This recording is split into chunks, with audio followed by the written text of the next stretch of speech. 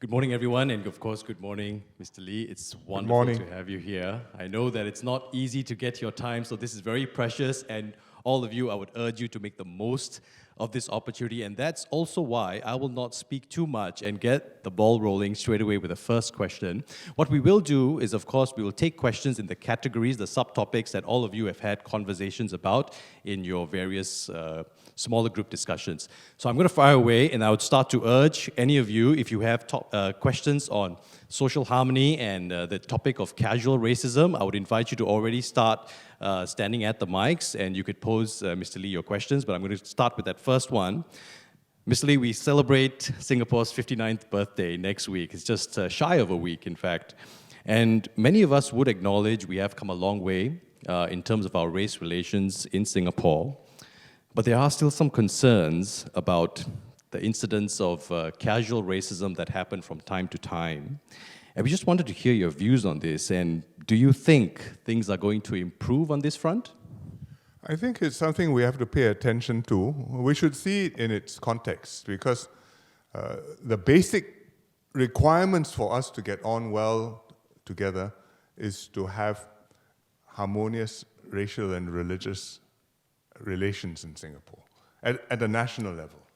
And going back to very fundamental things, we are one people regardless of race, language, and religion. And therefore, the way we construct our society and the way we make sure that we have equality, we have meritocracy, we have fair treatment, that we respect each other, that we accommodate each other. We do all these things, and if you are in Singapore, you can expect to be respected as an individual, to be treated equally regardless of race, language, and religion. That's the starting point. If you don't have that, then I can be very polite to you in person, but you will feel it's a very unjust society. And it's like that. It can be like that in a lot of places. But I think generally we've got things right, but at the same time, at the personal level, we have to make sure that we interact with each other with respect and understanding the sensitivities and not rubbing against and causing offense to each other. And that's where the question of casual racism comes in. I think if you look at the incidents we've had over the last few years, people using, just scolding others on the basis of race or religion, or people sometimes having a conflict and they decide to post something intemperate and makes everybody agitated.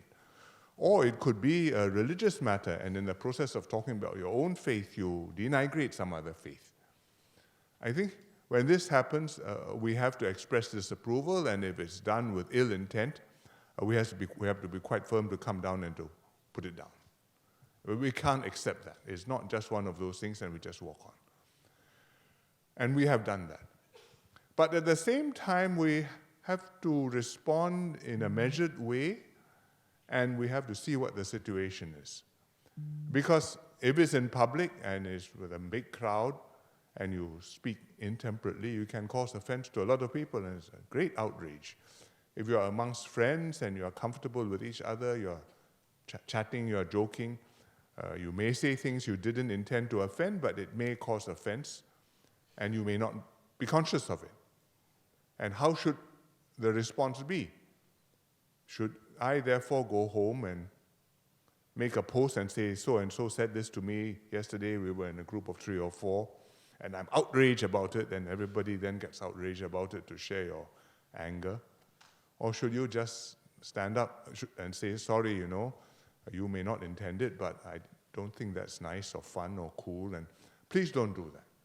And in that process, get to understand each other better, and therefore avoid causing offense to one another. I think we need to be able to manage that, to calibrate that, and a lot of it is not book knowledge, but growing up together, interacting with one another, talking about these subjects, including in onepeople.sg's Harmony Works dialogues, and therefore being sensitized and naturally knowing what to do. But I would also say we should not become hypersensitive, Because if you look at what's happening in Western countries, there's a mood now where you're so careful about not saying anything which may cause offense to anybody. And sometimes they even say, I'm going to say something which you may be unhappy, so if you don't want to hear me, please leave the room before I say it. And then life becomes very tiring. And I think it's not an adult, a mature, a practical way to get on together with one another, with give and take, with understanding. I'm tolerant, but I'm also respectful, and I'm able to get on together because fundamentally we believe that we are Singaporeans together. I think we should take that kind of an approach. And will the problem go away? Probably never completely, but should we keep on working at it? Answer is yes, of course. Thank you, Mr. Lee. I'm going to invite any questions, or it's just going to be me going once, twice. Then I'll have a quick follow-up and allow you more time to think of this. Mr. Lee, I'm going to think about some of the issues or the points you've raised in two ways. There is a pragmatic level to this, and there's also one that is an emotional level to this. And one could make an argument that truly racial and religious understanding, the connect has to happen at the emotional level. Is that an area you think in Singapore we may be lacking, that emotional connect? Well, I think the emotional connect has to come from personal relations. It's not an abstract thing. I respect you, I read about you, I understand your history, your culture, your religion, and therefore I have respect for you. That's one level, but that's intellectual. But what you have to have is, I have friends who are of different faiths, different races. I know their families, I interact with them, I celebrate their festivals. They come for my festivals, I've had meals with them, we know their parents, and we grow up together, or we serve in NS together. And I think it's these kinds of emotional linkages which make us different as Singaporeans, and which help us to overcome what would otherwise be very difficult relations between the different racial groups in Singapore. You grow up in HDB estates, all integrated, multiracial. You go to school, most likely integrated, multiracial too, because the estates are integrated. And we're living all in mixed communities. You work, it's like that. You go on holiday, it's like that. And I think that's why Singaporeans have become different. And that's why we are different from new arrivals, from immigrants, from people who may be the same race as us but live in other countries. I once met a foreign leader, and I was trying to explain to him that we are Singaporeans and we're multiracial, but we have become Singaporean. And I said, we have Singaporean Chinese, and we're different from Chinese Chinese. And we have Singaporean Malays, and we're different from Malaysian Malays, or Indian Indians versus Singaporean Indians. He couldn't understand what I was talking about. He turned to his interpreter and says, Chinese Chinese, what is that? Singaporean Chinese, he could understand. Chinese Chinese, what's that? But Singaporeans understand that. And that's what makes us one nation. And that's also why when immigrants come in, they have to make an effort, and we have to make an effort in order to bridge that gap and make them adapt to Singapore society. But we're talking about, I think, immigration later on. So for now, we talk about race and religion. So I believe we do have questions already. Go ahead. Yes. Please do introduce yourself as well. Yes. Good morning. Good afternoon, everyone. My name is Brent. I'm from ITE College East. First of all, Senior Minister, I would like to welcome you to our beautiful campus today. And I also want to touch more about integration. I'm sorry if I'm going towards the topic too fast, but I was originally from the Philippines. I immigrated here 6 months, when I was 6 months old. And I just wanted to ask, what is your advice to immigrants who are fresh here in Singapore? What is your advice to them to integrate to Singapore society? My next question is, how do we as a Singaporean community welcome these immigrants who have worked hard in order to come here to Singapore? Oh, can I come back to this subject later on? Sure, no problem, Senior Minister. Because yes. so that we can focus on racism and Absolutely. race relations now. But I'll come back and I'll address this later. That's Thank a you, sir. promise, Brent. We will It's a definitely good take question. that question. Yeah. Go ahead. Hello. Hi, my name is Ashi, and I'm from the School of the Arts. On the topic of race, my question is, do you think that it is important to maintain the racial percentage in Singapore, and why? Racial Percentages. percentage.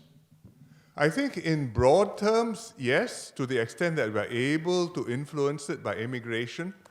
We try not to upset the racial balance, because I think there's a certain comfort level which we have achieved with the way our society is.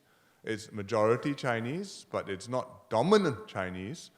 The Malays have about 15% of the population. The Indians have about 9% of the population, if you're talking about the citizen population. If you look at residents with PRs, the mix is slightly different, but broadly the same picture. And everybody is comfortable with that. I think if you change it drastically, the only way it can change drastically is through immigration. And if you do that, I think there will be a very, very strong sense of unease, pushback from the groups which feel suddenly I'm fewer, or suddenly, why are there so many of some other group who are here? And it can cause a lot of tensions. And therefore, as a matter of policy, to the extent that we can, we would like to keep this broad mix. It'll go up a bit, down a bit, but we don't consciously try to change it, and we do want to try and maintain it roughly like this. Thank you so much. Thank you. Ms. Lee, could I just have a quick follow-up on that? But could you at the same time then comment about, with greater intermixing between the various groups, and how does that come into bear when it comes to, trying to maintain this comfort level? I think that helps to blur the distinctions between the 3 or 4 major ethnic groups, and that's helpful. But I think in terms of numbers, to say, is that going to change the balance of CMIO? I don't think so. The interracial marriages are still a minority. The numbers are growing. I think they're now about 20% of marriages, something like that. So over time, the blurring will be stronger, but I don't expect that it will strongly change the balance. Another question from that side? Yeah, go for it. Okay. Hi, good morning. My name is Adlina, and I'm from LaSalle. So earlier... Adrina, sorry, could you speak a little louder? Yeah. All right. Is Sorry, this you're okay? from where? From LaSalle, College of the Arts. Yes, LaSalle, okay. Yes, yeah. So earlier, Senior Minister, you mentioned that, when we're talking about race relations, that this can be quite sensitive issues, but you also, we don't want to become hypersensitive, and that life will become tiring if we become hypersensitive. But at the same time, to have these conversations, it does require a lot of emotional labor, or sometimes just effort. Like, for example, all of us have made the effort to come here and take the time out and perhaps present some vulnerabilities when we talk about our experiences with race. So I guess my first question would be, would you agree that it is necessary to do things that are tiring in order to resolve race relations? And I guess a follow-up to that would be, how would you motivate people to get over this perhaps obstacle with regards to things that might be tiring for them to engage with? Thank you. I think tiring is not quite the right word. It takes effort, it takes courage, it takes a certain comfort level and willingness to open up and talk candidly and to listen with an open mind. And unless we can do that, it's very difficult to discuss these subjects and make any progress. We will all fall back on saying standard things, and it sounds as if we're all very happy, but actually we all have various qualms and have not been able to share them. So I think that what you need to do this sort of thing is, firstly, there has to be a general level where people get along and are familiar with one another. Because if I've never met you before, or we've never met each other's communities before, and we're interacting for the first time, I may have the best intentions in mind, but we are not going to finish up after 2 hours and suddenly become best friends forever. It doesn't, on the cartoon or movie sometimes like that, but In real life, it takes time.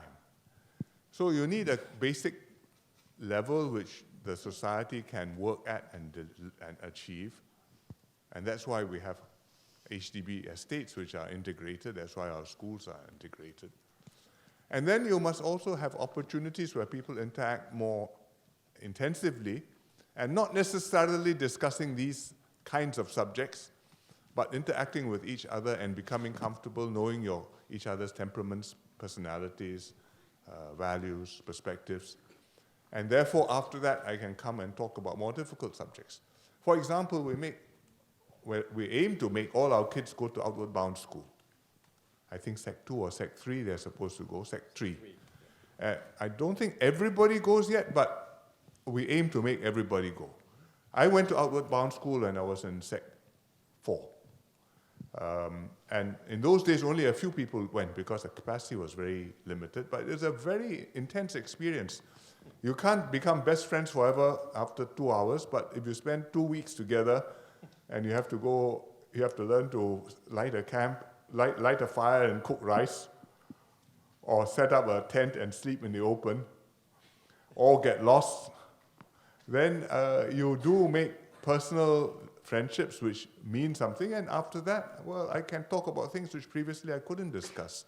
So I think we need these opportunities, and we need people who are, then we need to create the occasion, and that's why you're here at Harmony Works this morning. Thanks, Thank Adrina. you. I hope you have made friendships, and coming back for a conference next year won't be tiring. It will be fun and exciting. I'm going to take could we take, Mr. Lee, is it okay if we take the 2 questions at a time? Yeah, you got a question in front too. Yeah, Oh, I have a question. please, go ahead. Sorry. Thank you so much. Hi, I'm Alistair. Thank you so much Hi, for sharing. Alistair. The question I have is that we have already done well in HDBs in schools. Those are the physical spaces. But now, Sorry, HDB schools, yes. yeah, so we have done well in HDBs in Yeah. schools. Those are the physical spaces. Yes. But now among youths, Yes. we see that there's increasing in the digital and cyber space Yes. as well. Yes. What potential challenges do you foresee, and how can we overcome those challenges? Well, we're going to talk about that subject Sure. next, but I would say it makes things, in some ways it makes things easier because if you share interests and you have an interest group which cuts across people living in maybe all over Singapore and different ethnic groups and different backgrounds, it's easier for you to form a community and talk together. But at the same time, it is also easier to form an echo chamber. And you may end up with friends who are only your own narrow interest group, and maybe your same race or same religion, and you hear nobody else, and your feed becomes nothing else. And then that becomes a difficulty, and how you really need to get out from that. I think actually the most direct answer is don't spend all your time in cyberspace. Please spend some of your time in real life. We are not just avatars, we are real people. You want somebody whom you can touch and feel, and go out and be touched and be felt by others too. So basically, we will take 2 more questions on this topic. Is that okay? And then I would invite the rest to also hold your questions for the remaining topics. We have 2 other subtopics to get to as well. Go ahead. Hello. Okay. Good afternoon, Mr. Lee and valuable guests. I am Lavana from Diamond High. I am Anne from St. Francis Methodist School. And the both of us have 2 questions. So like Mr. Lee, you mentioned that we have to let people know that casual racism is bad, but we cannot be hypersensitive. So like where do we draw the line? Because like there is a gray area and a really fine line to draw between like racism and casual racism. And what can us as youth do about it? Thank you. I thought you had 2 questions. The drawing of the line, and then and what can youth do about it? So, Okay, you're sharing the question. I thought maybe you'll have 2 times 2. Okay. Well, sometimes it's quite clear. If somebody scolds you racial epithets and he's angry with you, that's clearly offensive. He is intending to be offensive. He knows it, you know it. And you're entitled to be angry with him. And he has no business doing it. And if it's going to be done in a very public way, that's a big problem and something will have to be done about it. Sometimes it's not so clear. You may be with friends, you may be joking with each other. We are each proud of our own communities, and we are not trying to become totally race blind in Singapore. So if you are a Chinese Singaporean, you do have a Chinese culture, heritage, language, history. If you are Indian, similarly, and from many different variants of that, depending on where in India you come from. And likewise, if you're Malay. And so when you are different, there's always a tendency, I'm proud of myself is fine. I'm not so proud of you is not so good. And I look down on you, that's worse. And it happens. I mean, even amongst the Chinese, maybe less now, but in an earlier generation, between the Chinese different dialect groups, there used to be a very strong sense of dialect pride and dialect rivalry and dialect conflict. And in the 19th century, about 150 years ago, there were riots in Singapore between Hokkiens and Teochews, for example. People died. So within the same race, you can have this. Between races, it can also happen. And so if we have to be proud of ourselves, but we must not, therefore, look down on others, or worse, denigrate or put down others. And I think if it's ill-intention, it's quite clear. If it is not ill-intention, should I take offense or not, that those social norms change. For example, in Singapore, you have an ethnic festival. If it's Deepavali, quite often Chinese guests will turn up wearing saris or some Indian costume. And if it's Hari Raya, non-Malay guests will turn up wearing Malay baju sometimes. It's just, I'm friends with you, I'm dressing up, I'm doing you honor. But in America, for example, there is a strand of thought, you're not one of me, you're putting on my dress, you're not entitled to do that. That is cultural appropriation. Big word, you have to look it up. But basically, I'm proud of myself, you're not entitled to be proud of me on my behalf. So people get very angsty about these things. I think that makes life very tiring. And I don't think we should go in that direction. So it's a balance, and it's a balance which the younger people have to set. I have a certain view, but it's because I grew up in a certain age, and that's the way I am. Young people grow up in a different age, and you have to find your own norms and find your own way forward. And I hope you'll find one which is practical, which is robust, and which enables us to get on together and go out into the world. And when we go into another society where people aren't quite so nice and sensitive and used to dealing with you, you won't suddenly faint from shock. Because there's a whole wide world out there, and it's very different from what Singapore is in many places. There's an article in today's Straits Times. I don't know whether you all read the newspapers or not. I won't ask for a show of hands. But I hope you read today's Straits Times, because there's an article by the deputy opinion editor. He's an Indian journalist, Bhavan Jai Prakash, I think his name is. He spent some time overseas, several cities. He came back, and he writes about how he, having seen live in these other societies, and they are developed societies, prosperous, successful places. He comes back and he says he appreciates what is in Singapore, how we have improved since last he was living here 6-7 years ago, improved in terms of the courtesies, improved in terms of the considerateness to each other, how we are much, much better than others in terms of our multiracial harmony and acceptance of one another. Not that there's nothing to improve further, but that, in fact, compared to other societies, we are not bad at all. And I think we should know that at the same time as we keep on trying to make ourselves better. So that's what your teachers always tell you. Very good, work even harder.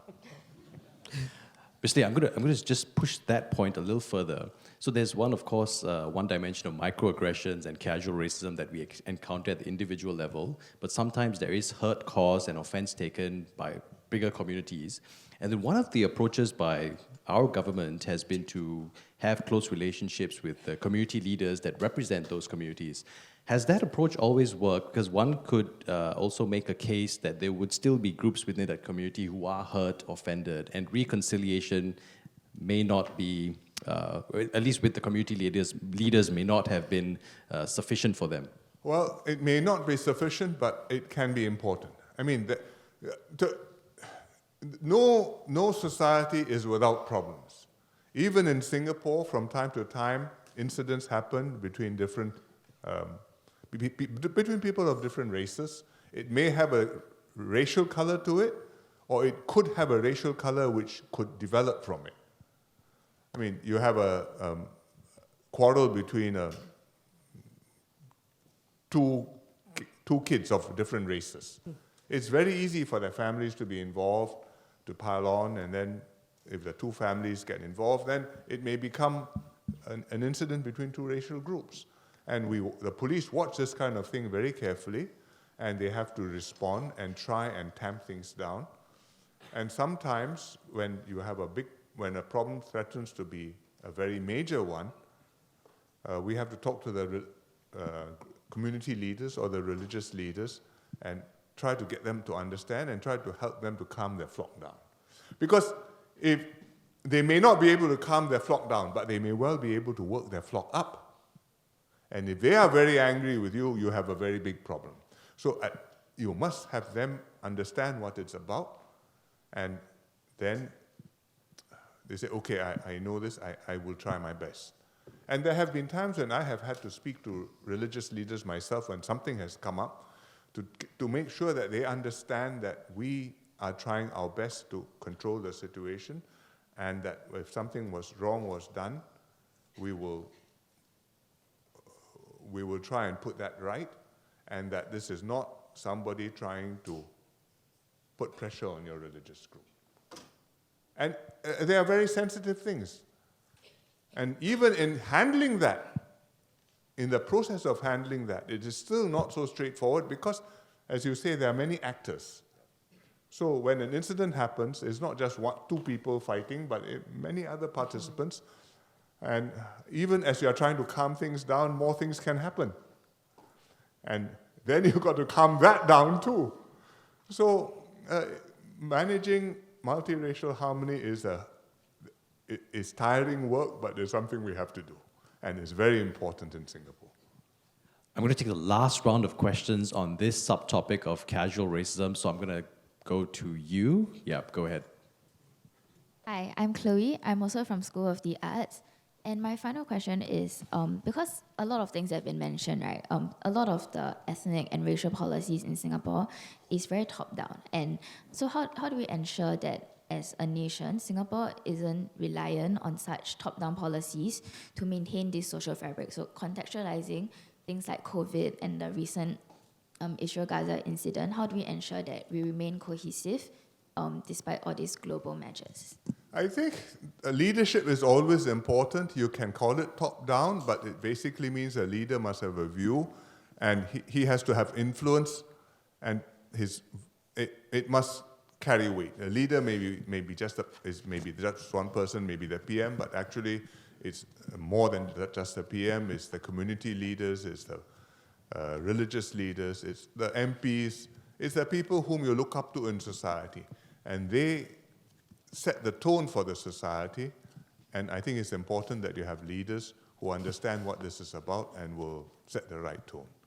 But at the same time, you would like to have people at all levels understand what's happening and taking an active part in it, and coming forward and expressing their views and contributing to the national discussion.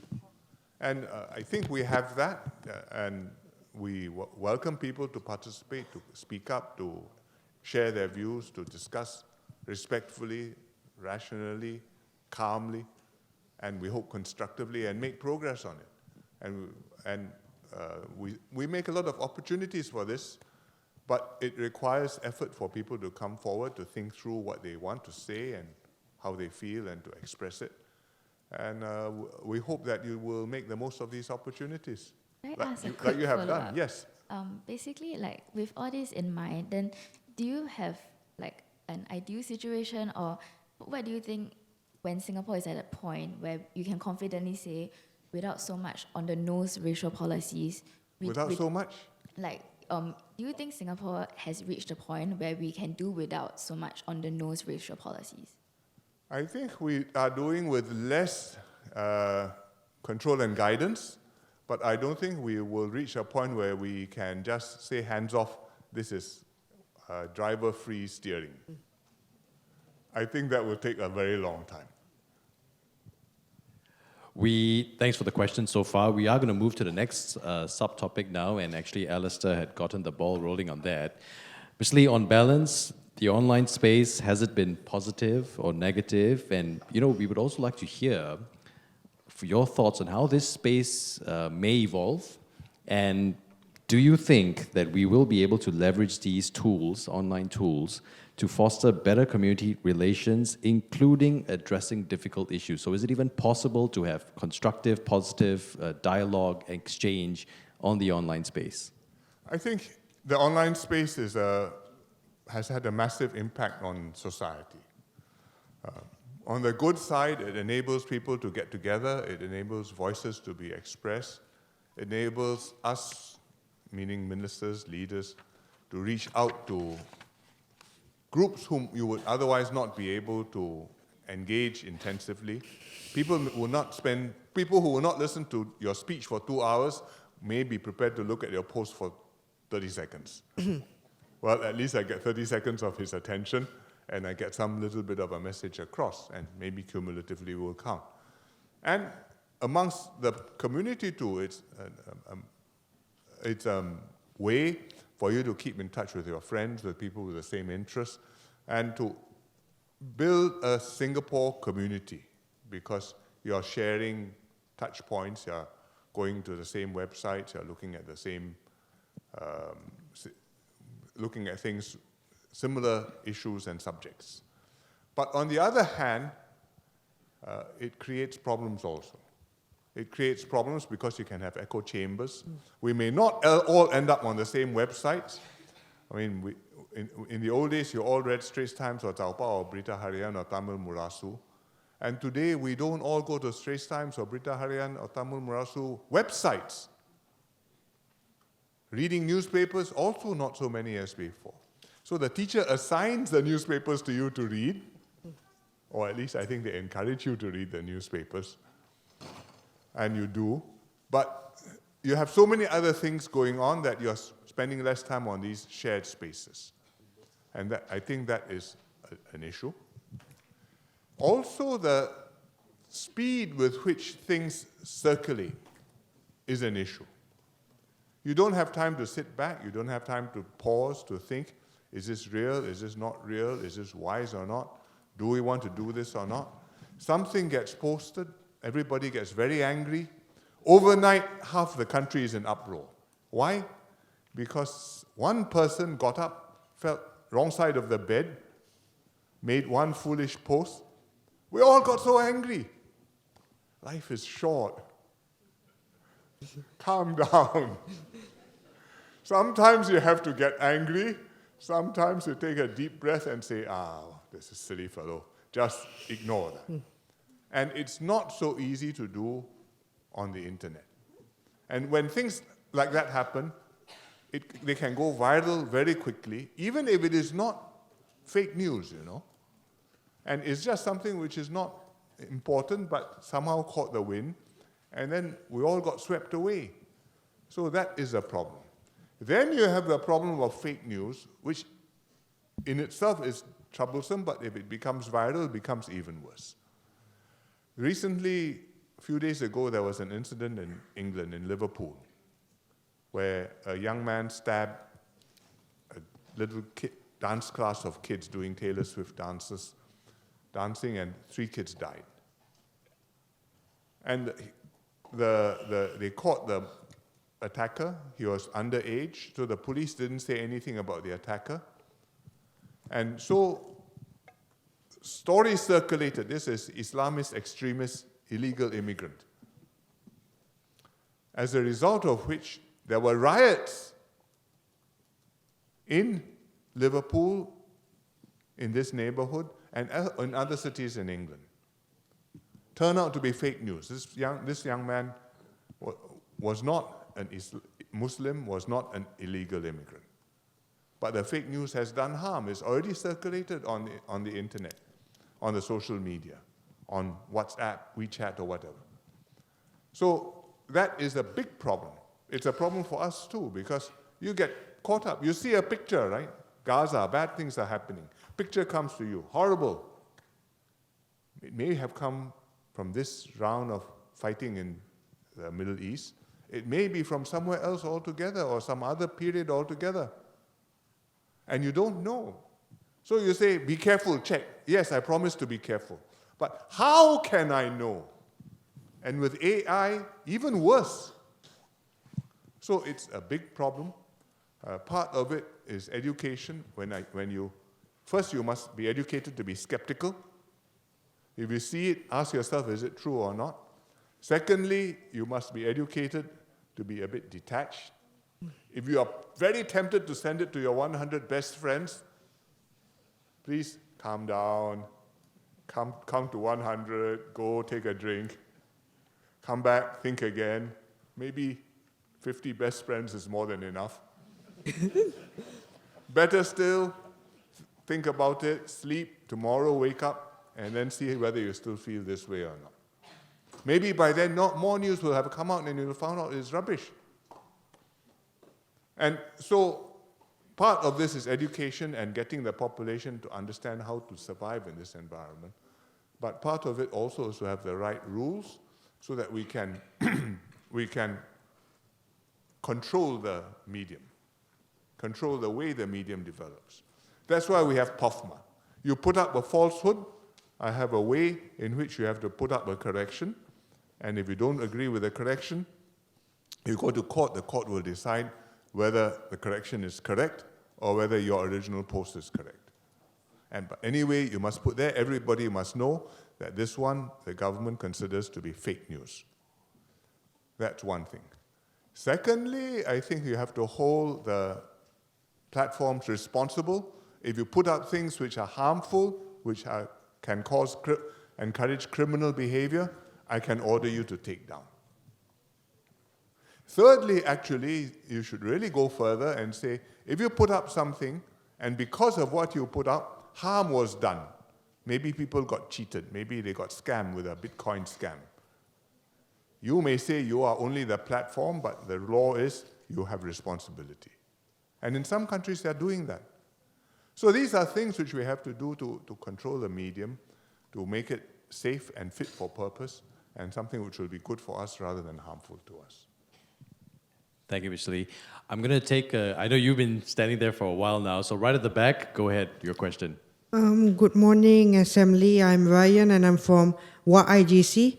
My question for you is that given the increasing diversity in our communities due to new immigration patterns, what strategies are being implemented to ensure that racial harmony is maintained and that new migrants are effectively integrated while addressing some emerging challenges such as xenophobia, casual racism, as well as the spread of derogatory remarks via social media?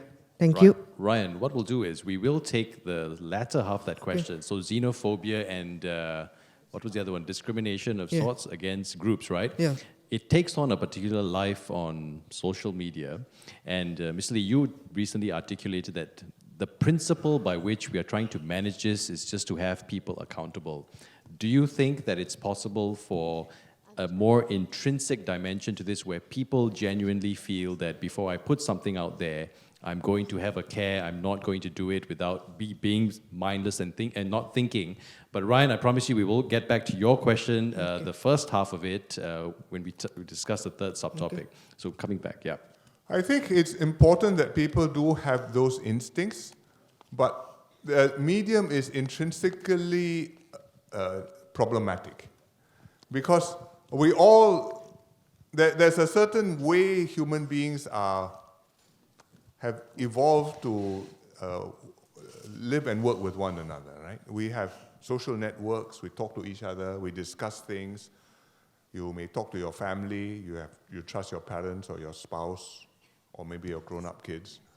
You talk to your colleagues, you talk to your friends, you listen to leaders. You don't take them, everything they say to be correct, but you listen to them, they are your leaders, you have to pay attention, you should pay attention. I mean, then you decide whether you agree or not. And over time, you talk from all these interactions and discussions, slowly a consensus evolves. And slowly is important to that, because human beings need time to think through and for the ideas to go into their minds and to settle on a view which is wise, which is sound, and which we all have a consensus, and we are quite sure that we want to do it. We won't tomorrow decide, oh, God, what a ghastly mistake. How did I come to that point of view? And you cannot just put on fast forward and do all that within 30 minutes instead of 20 days. And when you have social media and we're all talking to each other, I say it's a good idea, you say it's a good idea, the third person before thinking, because they saw two of us agreeing, decides to say, yeah, I think so too. And we may be wrong. And I think you need some way to slow down the process, to be at a human speed, where we can pause, take a time out, think about it, and then we come back and if I'm still of this mind after some time, after deliberation, well then we commit, we proceed. And that is something which is very difficult to do on social media. What it means is that every time you press refresh on social media, it should wait, instead of refreshing immediately, we should slow you down and it should be at least 30 seconds before you get a new image. But if I did that, people will complain my internet is not working. Ms. Lee, with your permission, we're going to take 2 questions at a time. I see a good number of people now Go ahead. standing. Yeah, thank you, Ms. Lee. So guys, can I invite 2 questions each time? Go ahead, talk. 1 question per person. I'll appreciate that. So 1 question per person, but we'll take 2 questions, okay? Starting with you guys. Okay, hi, my name is Haris. I'm from SOTA as well. My question to you would be, as we've recently seen, racism is a big topic as of late. So why is MOE seemingly avoiding touching on such topics? And has the scrutiny since the Hamas-Gaza lesson changed the way MOE approaches race-sensitive Sorry, what topics? has changed? Has the scrutiny since the Hamas-Gaza lesson changed the way... Hamas-Gaza lesson. Israel-Hamas So conflict. It was discussed in schools through a lesson package by MOE. Okay, go ahead. Yeah, how has that changed the way MOE approach race-sensitive topics? So just to be clear, the lesson package went out, and then you were asking if the approach has changed to discussing sensitive topics? Yeah, how has it? Yeah. Okay. Second question? Okay, we'll get no, the... I just have one question, yeah. Thanks, Harish. We'll take the question from the friend behind you. Go ahead, man. I wonder if this is a question pertinent to the current discussion topic, so if you wish to defer it, you may. Sometime back, Deputy Prime Minister Heng Swee Keat said that Singapore isn't ready for a non-Chinese Prime Minister. I believe it was him. Given that the majority Chinese population would be somewhat uncomfortable, or it would shake up the stability in this country. Well, following Tharman's victory last year, would you still say that this statement still hold? And what is your view on this majority population's discomfort? Is it necessarily a good thing? Is it necessarily something that we should tolerate? Got it. Got the question. So, Ms. Lee, we are, of course, talking about social media or the online space dimension to race relations. So I will invite you to answer that question if you wish, or we could take it later. Yeah, I think we take this one later. Awesome. Then could I get one more question in? Go ahead. Hello, Senior Minister Lee Hsien Loong. I'm Raymond. I'm from Hwa Chong Institution. So, as you know, right now we have OB markers to determine what issues we can talk about online and everywhere else. So in order to ensure that these discussions about race and religion are happening online, while preventing such negative stereotypes from happening.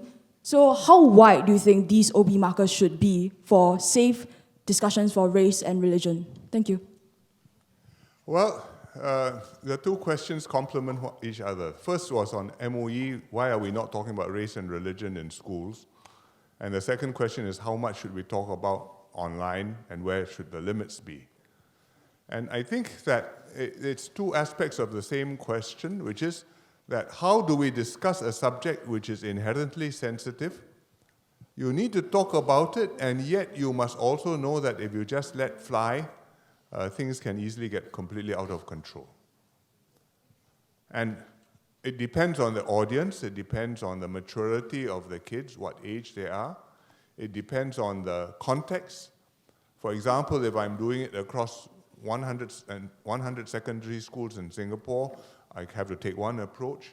If I'm doing it in a format like this, Harmony Works, 300 people in one room with a facilitator, I think everybody is prepared, I can go further. If you have a pre-U seminar and the kids are put together 3-4 days and discussing it, you can also go further. So I think how far you can go depends on the format and on the readiness of the kids. We need to be sensitized to them, but it's a very difficult judgment to make exactly how to do it. And with Israel-Hamas, the lesson plan for CCE, I don't think it has changed our approach. What it has done is to show us how difficult it is in order to do it right. The best efforts you make, in the end, you must be able to do it so that the teachers are comfortable and feel equipped to teach it and can convey it. And also, you may have a lot of things you want to tell the kids, but I have 1 hour. What can I do which will be helpful and useful? And, well, let's scope it so that I can make an effort. I can do something which will be productive and helpful. And if I need to do more things, well, I'll come back later on. So I think fundamentally the approach has not changed. Online, where should the OB markers be? This is one of the things where it's not like when you go on a golf course, the OB marker is very clear. You have a stick on the ground. You have some color on it. I don't know what the color is, yellow or red or something. And if you go beyond the red line, you know you're beyond the red line. But when you're talking about human things, race, religion, people getting along or not with one another, right, wrong, there's no lines which are so clear as all that. You know when you're way out. You know when you're perfectly okay. And in between, well, that depends. And we have to judge. And sometimes you only know after the fact whether it's okay or not. And we have to be careful. So that's how it is. I think I would say online, we have to be extra careful because of the risks which I explained just now. The chances of people piling on, of having a cancel reaction, of having an excessive uproar are much higher than if you have it in a face-to-face discussion. Because face-to-face, if I say something and I sense that the audience is not comfortable and you're not listening to me or you really fundamentally are very uncomfortable with what I'm saying, I will adjust and you will accommodate and accept that and you will know, okay, we won't go there. But online, by the time I finish my post, typing furiously, and then I type enter. Gone! Cannot take back anymore. I mean, I can edit it, but somebody will have a screenshot, and then he will copy it around, then I will be running around chasing my tail. And therefore, we have to be very careful. Okay, friends, we are going to move on to the third subtopic now, new migrants, new challenges. And I think we had Brent and Ryan who had already started the ball rolling on this, but I'm going to try and summarize some of the points they raised to just get this going. So, Mr. Lee, there are two dimensions to effective integration. So on the one hand, even Singaporeans can perhaps be a little more gracious and inclusive. But at the same time, new migrants must also put in that effort and they must want to integrate with larger society. So which of these dimensions do you think poses more difficult or poses more challenges and may be more difficult to overcome? And this is also in the context of a future in Singapore where we are looking at significant demographic shifts and possibly a greater reliance on new migrants? I think both are challenging. Both take effort. For the Singaporeans, it takes effort because we know we need to be an open society. We know there's no way to close up because there's no future in that. And yet, it's not so easy to be a society where continually having a steady stream of people arriving, joining you, and not quite the same, and not quite fully integrated into our society yet. And it is not something where take it today, tomorrow will be okay, because it's something which is continuing to be like this, and I have to be able to accept this and mitigate the specific problems to the extent that I can. For the migrants, it's a process. They come to Singapore, sometimes visitors, sometimes studying, working. Sometimes some of them go on to be PRs. Eventually, some of them, not so few, go on to be citizens. So there's a range. And I think we want to be welcoming to them, and we treat them as friends. And there are gradations of friends, from friends to family. Actually, by the time they become citizens, they are family. Before that, PRs, maybe extended family. But before that, you may not be family, but you're certainly honored guests, friends here. And we want to welcome you, and we hope you will be a good guest. And so to make that journey takes time, because they come as non-Singaporeans. And as I said just now, Chinese is not the same as Singapore Chinese. Same, but different. So how do you go from that to being comfortable here, adapted to our norms, and then eventually, maybe, if you're taking that direction, be one of us? I think it takes effort, it takes interaction, we also need to know certain things. I mean, that in Singapore we are multiracial, that we get on with each other, that if I have a neighbor, he may be cooking something fragrant, maybe curry, maybe satay, maybe some, I don't know, Chinese spicy dish. And I share my neighbor's aromas. And we live cheek by jowl and friends with each other. And that's the way Singaporeans are. You need to know that. You need to know the social norms, that you don't go around flashing your latest, I do not know, your car, your watch, your shirt, your shoes. All of these can cost millions of dollars. And it's a certain tone in our society, and you fit into our society. And you also need to know that this is Singapore, and this is Singapore society, and you are in Singapore and not just in some prosperous city somewhere in the world. And Singapore is this way, and Singapore wants to be this way.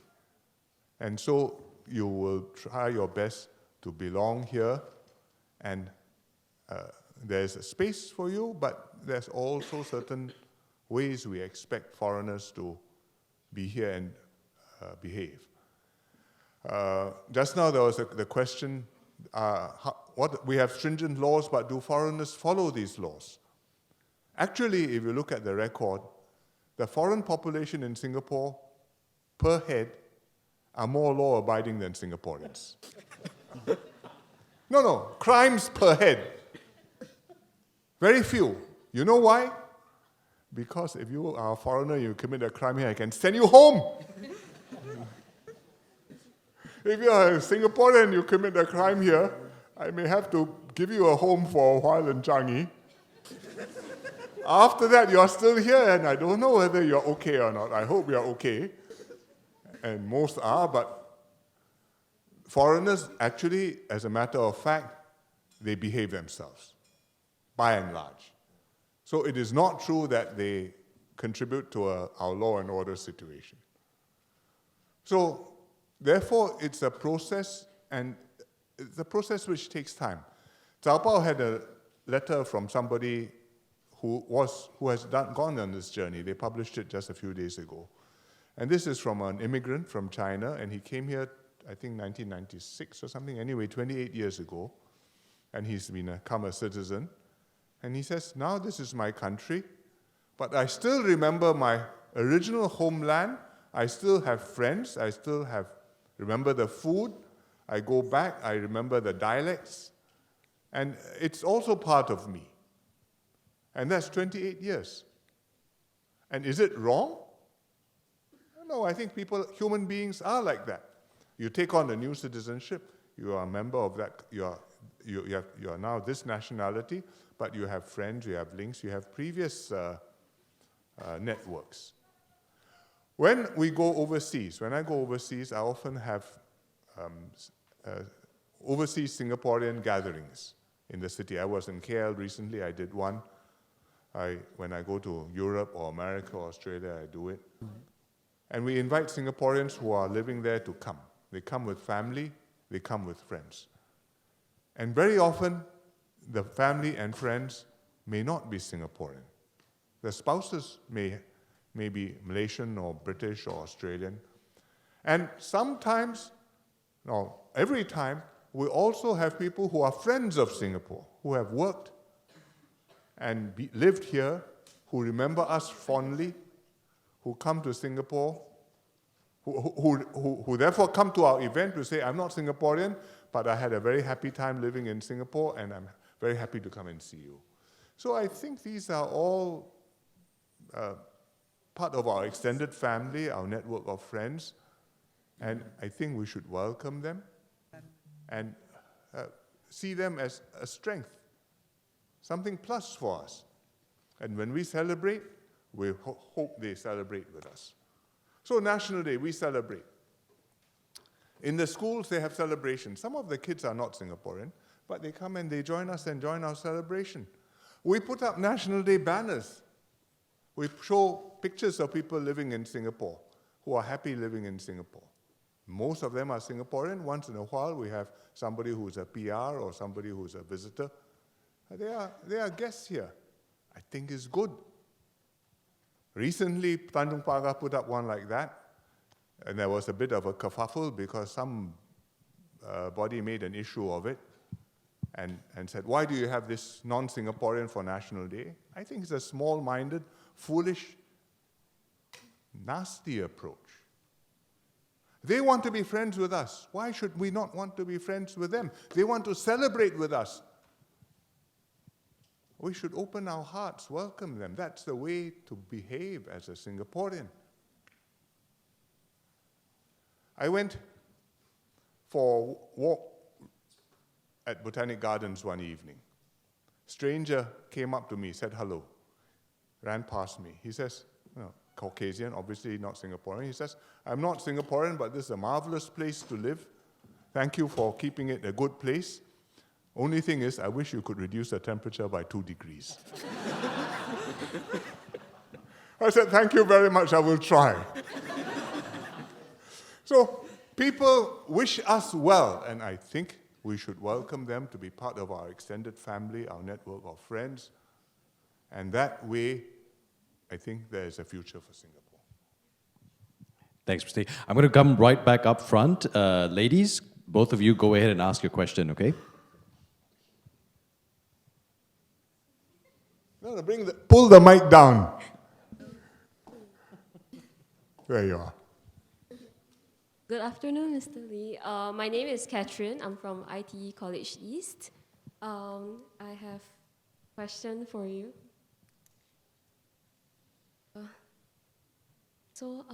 Sorry, I'm nervous. Go ahead, relax.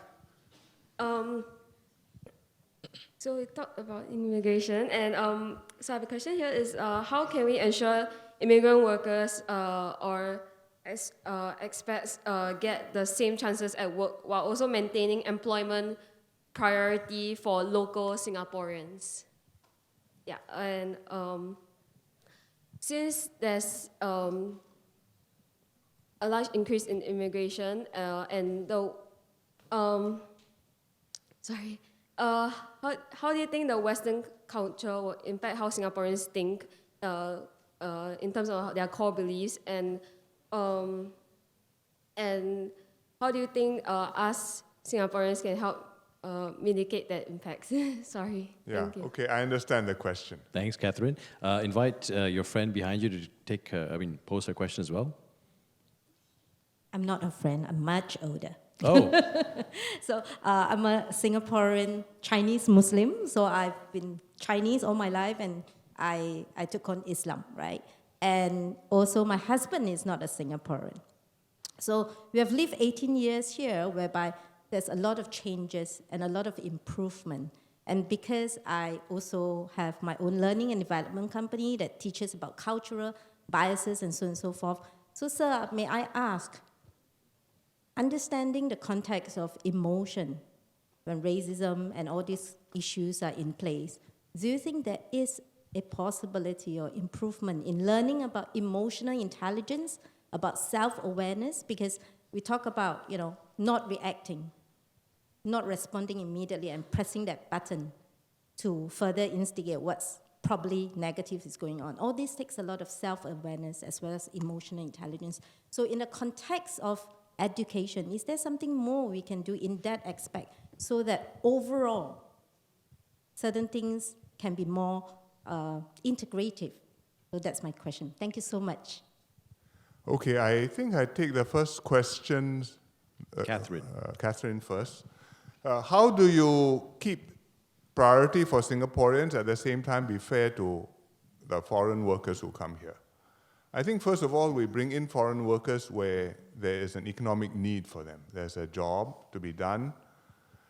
We can't find enough Singaporeans or suitable Singaporeans to do it. We bring them in. And the way we design our policies is to allow in the workers where we most need them. For example, construction workers. We have hundreds of thousands of foreign construction workers because they just can't get those people in Singapore. Manufacturing workers, we have also quite a big number because there are not enough Singaporeans. Even in the service industries, we have a certain proportion, but tighter, because there are Singaporeans, but there are not quite enough. And then you've got professionals, and there you're looking for skills and experiences which are very diverse, and we have to take from all over the world.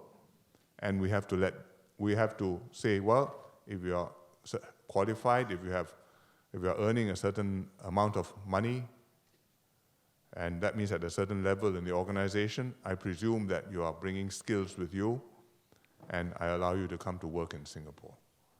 It's very difficult for me to say, in each case, you must hire a Singaporean first. But what we do say is that in each case, you must be fair to your employees, and a Singaporean must not be disadvantaged. And that's why we have the Fair Employment Practice Framework. It's called TAFEP, Tripartite, Agreement on Fair Employment Practices. We are introducing legislation against discrimination at workplace to try and make sure that it can be people will be equally treated to the extent possible. And we're educating employers to do the right thing. And I think generally it's working. If there are specific instances where there's unfair treatment, we will deal with that. But overall, the question is, what can I do to maximize the chances for Singaporeans to have work? And the answer is, allow in a controlled flow of foreign workers, foreign talent, foreign expert specialists, and they will complement us. There was an earlier question, do we know that they are better than Singaporeans? Maybe not always. But if they were not needed, I don't think they would come here, and I don't think people would go to the expense of bringing them all the way here in order to work here. So they are needed, and it may be not that they are better than me, but they're just not enough of me. I only got 3.5 million Singaporeans. Even adding all the foreign workers, that's about another million, or maybe 4.5 million. Well, maybe 5. There are 100 million Vietnamese. There are 1,400 million Chinese. There are about 1,400 million Indians. So do I have enough? There's no number which is enough, but definitely I need more than I have, and that's what the foreigners are coming. But when they come, they must know that this is Singapore, and this is how you are supposed to behave in Singapore, and keep this the way Singapore is, with this spirit, this ethos, and this sense of identity and national belonging. The second question, I will just give you a quick answer. How do I get people to be educated in having the emotional maturity, really? Well, inherently, kids have to grow up. And some kids are hyperactive, some kids are calmer, some kids grow up, mature faster, some kids are slower. You can help them to grow up better when you are in school, because it's not just schoolwork, academics, but also CCA, also community activities, leadership training. And we have a lot of that in schools. I talked about Outward Bound School just now. That's one of the efforts. And there are other things which you can do. Some people try making little kids do meditation. I don't know whether it works or not, but for maybe 10 minutes, the teacher will have peace and calm in the classroom. All the kids are supposed to sit there and say, Om. And then learn to center their soul and spirit and control their emotions. It may be helpful. There's some evidence that it is helpful, but I think these are all ways in which you are trying to bring up a kid to have the right values and the right emotional reactions, and not just have that intellectual knowledge of how to answer the book exam. I'm going to invite the next two questions from the... Sorry, I'm going around this way. So back to you guys. Go ahead. Two questions at a time, yeah? Hello. Hello, SM Lee. I'm Alfonso, and I'm from NTU.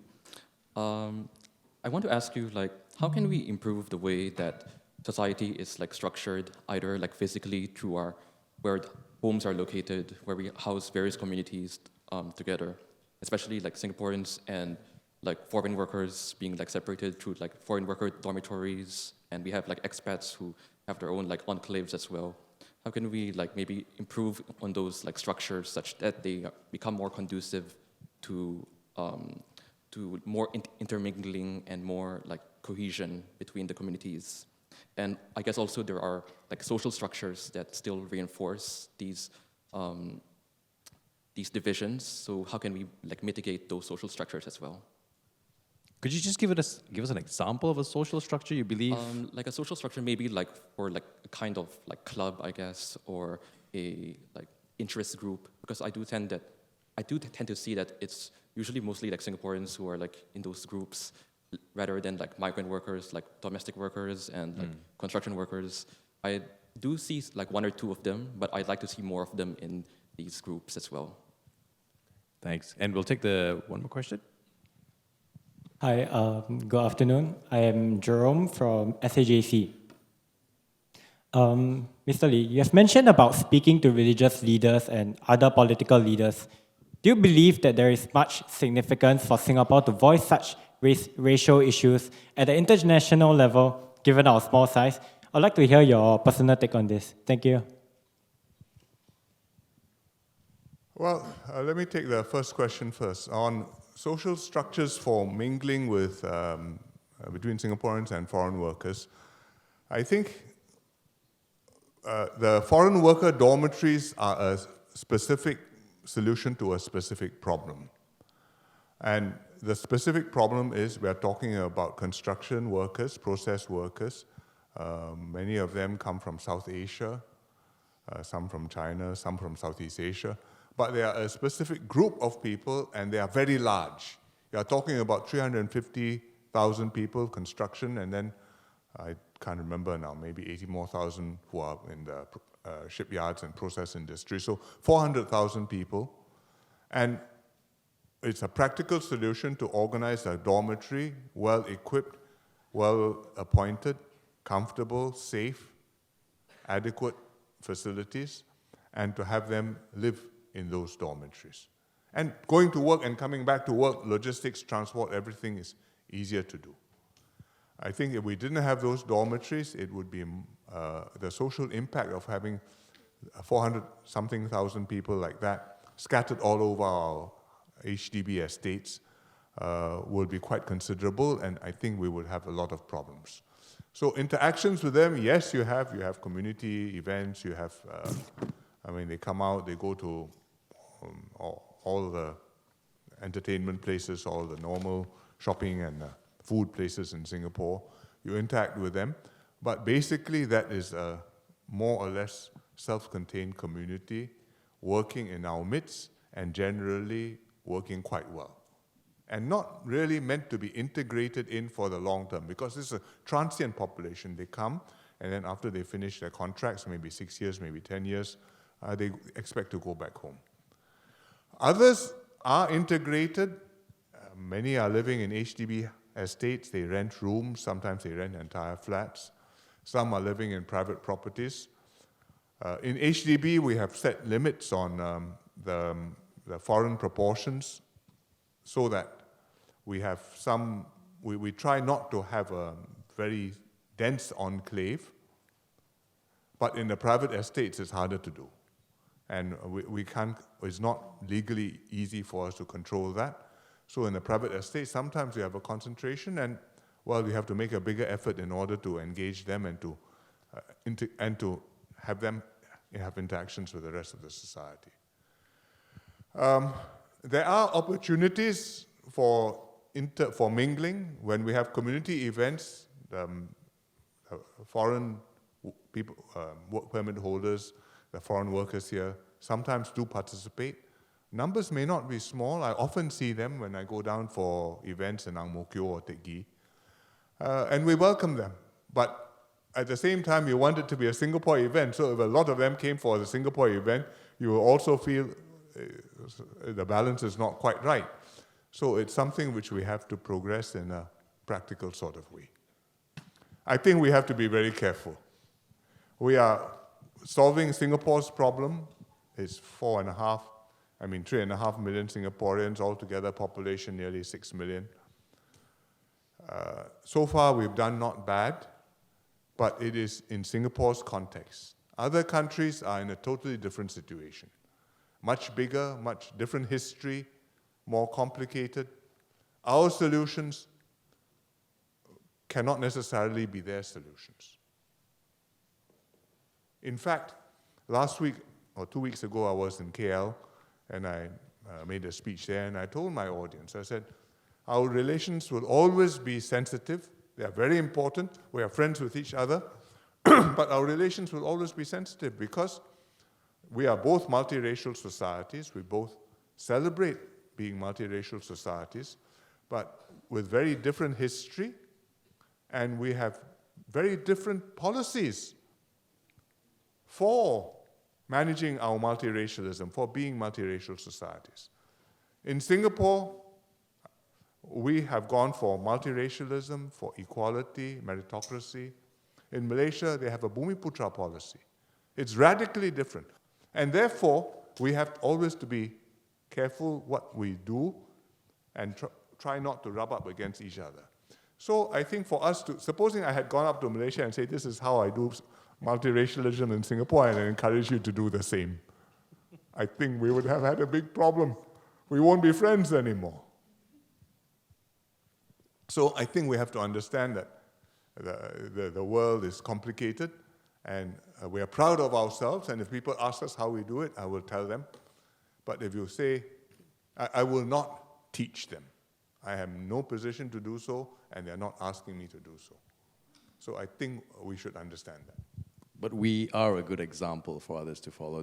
We don't well, have to. We are one example that it can work.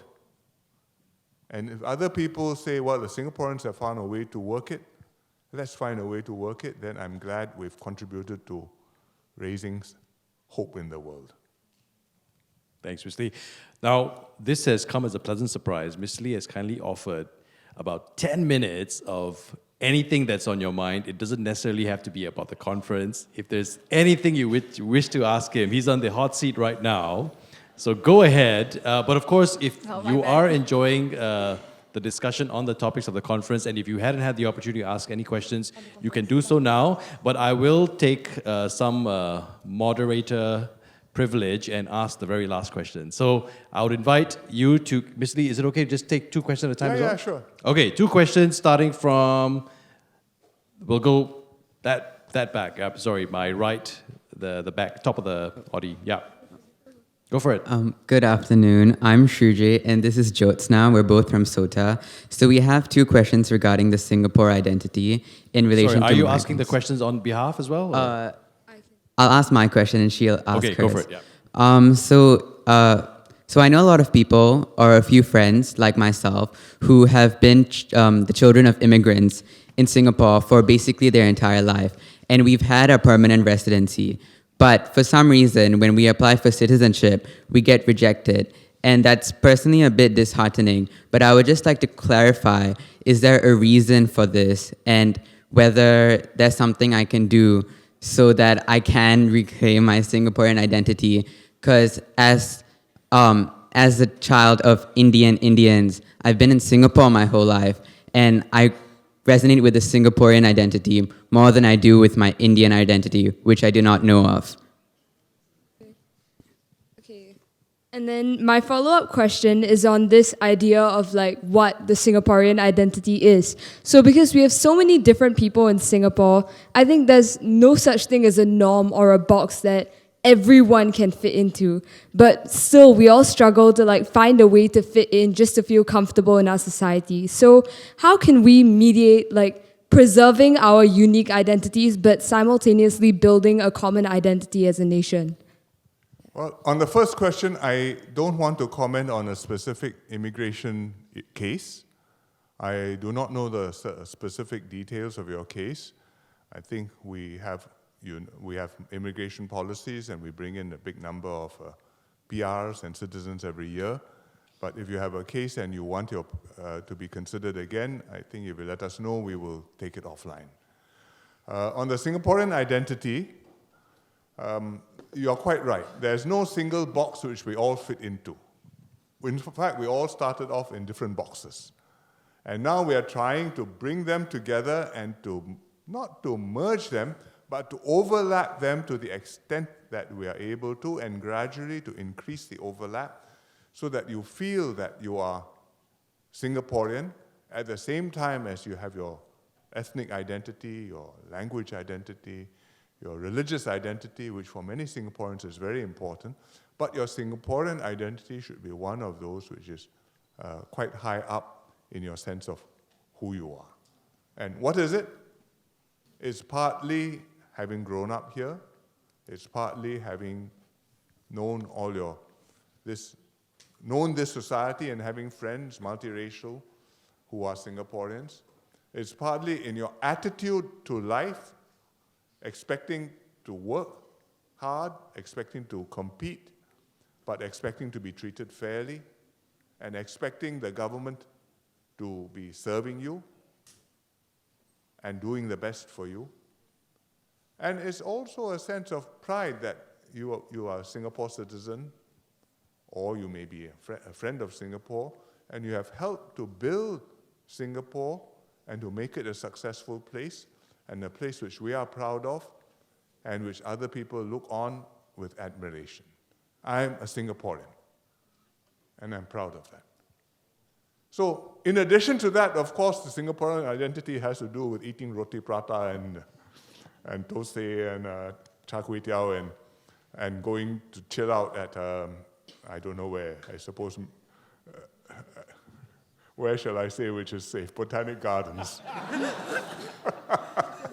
Young people go other places too. And that adds to the identity, but the core of it is a sense of values, sense of who we are, and therefore, when I see another Singaporean, when I'm overseas or in a strange land, we feel a certain kinship. We have more in common with each other than with anybody else in the room. That's what it is. I'll take the 2 questions at the front now. Good afternoon, sir. I'm Pranav from Naval Base Secondary School, and I would like to ask a question about whether international students in government schools are better supported because they are paying higher fees close to $2,000, and their parents may be migrants as well because they are from international countries, right? So when Singaporeans are given scholarship like the EduSave Award, Eagles Award, how are the international students supported so that they can continue their education in prestigious Singapore government schools? Thank you. Yep. Next question. Okay, so this is pertinent to the issue discussed earlier about migrants. So since current attempts to integrate migrant workers under the construction industry often results in backlash or increased xenophobia, what concrete measures is Singapore taking to overcome these issues and promote effective inclusion, and what benchmarks or indicators are being used to assess the progress in reducing xenophobia? Thank you. Well, first of all, in schools, Singapore schools primarily exist to educate our population. We take some foreign students there because their parents may be living, working here. Sometimes these people send their kids to come to Singapore schools to study because they prefer the Singapore education, and we will take them. But the Singapore education is expensive. I mean, for a kid in school, a primary school kid, every year it costs us like $10,000. It costs the government to provide the education to the kid. The kid pays like $5 per month miscellaneous fees, maybe something like that. And we do that for Singaporeans.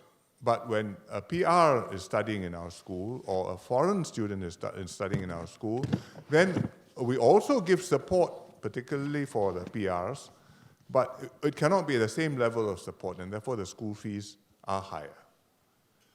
And there are scholarships for foreign students. We have some, and those we hope that they will stay on, and then they will eventually work here and maybe make a longer-term contribution here. But there are also others who are here on their own, and for them, well, the fees have to be somewhat higher. It cannot be helped. The second question on integration of migrant workers, I don't think I would say that the integration measures are creating a backlash. I think it's a question of what do you want to achieve when you say you're integrating them. You want them to be able to live here, you want them to be able to interact with the population here. We are not trying to make them long-term members of Singapore society because they are migrant. They are here, they work, they go off. And so as long as they are well treated, safe, work hard, well housed, and they can have all of their amenities in life, and between them and Singaporeans, we can get on together and we do not have a problem. I think that is what is practical for us to achieve. And I think that's what we have been trying to do. Okay, next two questions from the front. Good afternoon, Senior Minister. Is the any topic question still allowed, the 10 minutes? Is it still up? Yes, yes. So for this kind of events, we have to travel around Singapore. Do you prefer it most to be in the central area, the north, the east, the south, the west? Which area of Singapore do you most enjoy attending events at? Where do I enjoy attending events at? I enjoy attending events at Ang Mo Kio.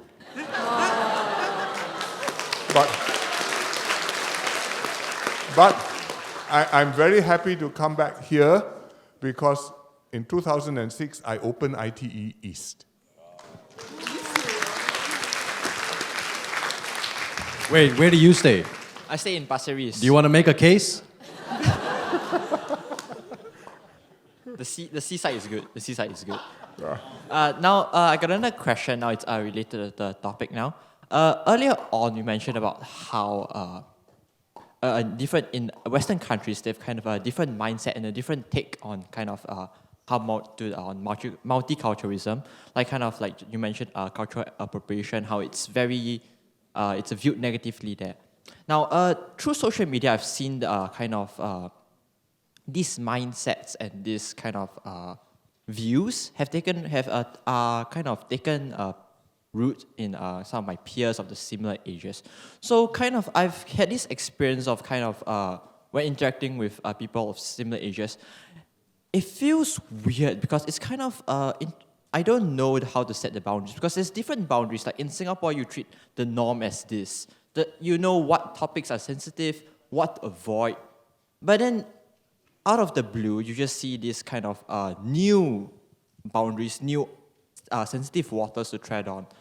Do you believe that there needs to be something to be done about this, how this influence of these ideas have taken place over social media? And we'll take one more question from your friend behind you. Yep. Good afternoon, Mr. Lee. I'm Vanessa Choi from Raffles Girls' School.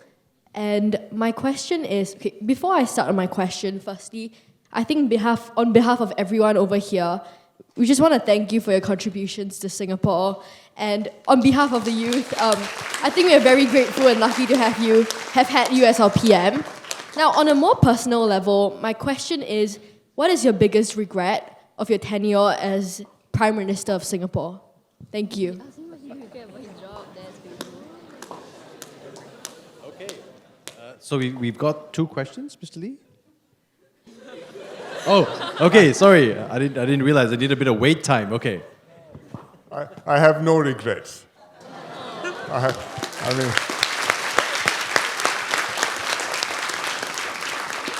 I always wish I could have done even more, but I have done my best, and Singaporeans have responded, and I could not have asked for more.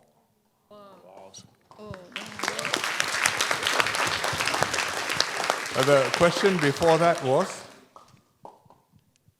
The question before that was about, adjusting to different Adjusting norms. to different cultures. I think it's going to be very difficult because there are many different societies and views in the world. We will be exposed to them. We may be influenced by them, inevitably.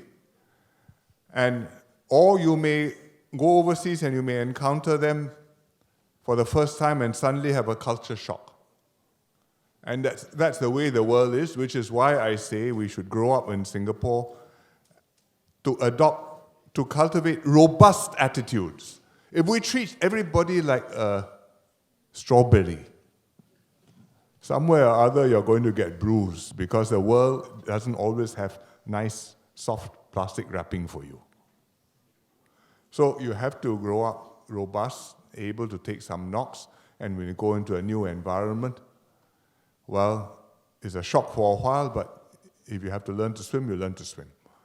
And I think that's the way it should be. At the same time, when a new idea comes to Singapore, you have to keep that balance. Keep an open mind, don't automatically reject it, but neither should you say, wow, this comes from the most advanced country in the world.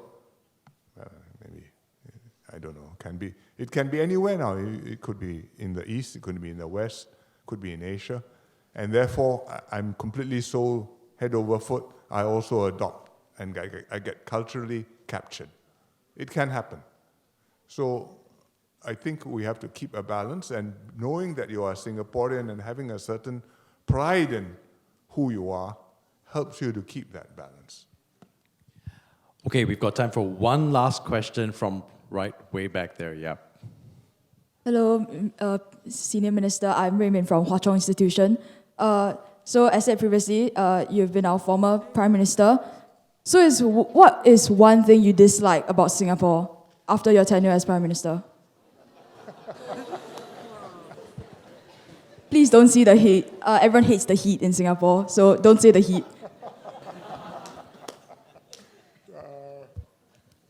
It's very difficult to answer that question. You don't start off with such a mindset. What don't you like about this place? This is your country. God gave it to you. He decided to draw this land. He gave you this history, this population. And it's what you have and what you can make of it. And you can like it, you can not like it, you can say, I wish he had given me more. I wish we had had an oil well in the ground. Diamonds even better. But he didn't, but he gave us our wits, and I think we are grateful for that. So I think that's a more productive mindset with which to look at the world and to think about Singapore. So, yeah, definitely deserves a round of applause. So, Mr. Lee, I will use that privilege to ask one final question, if I may. I already put down my mic. Okay, But thanks for taking it up again. But, you know, without mentioning names, one of your colleagues in cabinet had once previously described you, and I believe this is still true, that, Mr. Lee, this is a leader who is absolutely colorblind. And I was just wondering, truly, how has this come to be? What life experiences, I mean, of course, it's a very loaded question, but how do you think your life experiences have shaped you to be this individual who is leading, which is very inspiring for the young people in the audience today? And of course, being colorblind, so, you know, it's not been an issue for you. And I think there was that question earlier about, you know, are we ready for a non-Chinese PM? And I think we know the answer, but I was just curious from you, really, is this, how have you become to be a leader who is absolutely colorblind? What life experiences have shaped that? No, I would not claim to be absolutely colorblind. We all have our prejudices, we all have our biases. We try our best to be neutral, to be fair. And what helps you is the environment in which you grew up, the family, your parents, the way they brought you up, your experiences in school, at work, in the NS, in the SAF, and working with Singaporeans and knowing what works and what doesn't, and therefore feeling that this is what people really, truly, deeply want and what we should work with them to try and go and achieve. And because you have a certain set of experiences and mental points of reference, fixed stars, so you have a sense of direction. The subject comes up and say, this doesn't sound like it's in the right direction. No, I don't want to go that way. I want to go a different way. That other option looks hard, but it's the right thing to do. Let's find a way to do it. And it has to be from your personal experience. I mean, in school, you have leadership opportunities. You may be in the band, you may be editing a school magazine, you may be working with your friends on some project or other. At work, there are many opportunities to be tested and to feel the impact of what you're doing on people. And to get a sense that what you're doing is making a difference and people are benefiting from it and are appreciative. I think it's been a strong motivation for me, and I'm sure it will be for anybody who takes this path. You will find your own way to have the right values and to take Singapore forward. Because you need to find younger people always who are prepared to take this path. Ground up is fine. Need it, encourage it. We must have people who don't just wait for orders, but who will go and do things because they believe they want to do things. But leadership is always crucial. Without good leadership, you can have a lot of good-intentioned people, they will be very frustrated. Cannot be done. And we must have the best leader, and the best leader, he may be Chinese, maybe Malay, maybe Indian, maybe some other race, maybe Eurasian. It doesn't matter. If he can win Singaporean support and mobilize Singaporeans and command respect in the world, he should be the Prime Minister. Look for such people and develop such people. Thank you, Mr. Lee. This has been an absolute privilege, not just for me, but I think all of us. And this was a delightful Q&A. Thank you for taking the time today. This has been absolutely wonderful. Thank you very much. Thank you, Ms. Lee.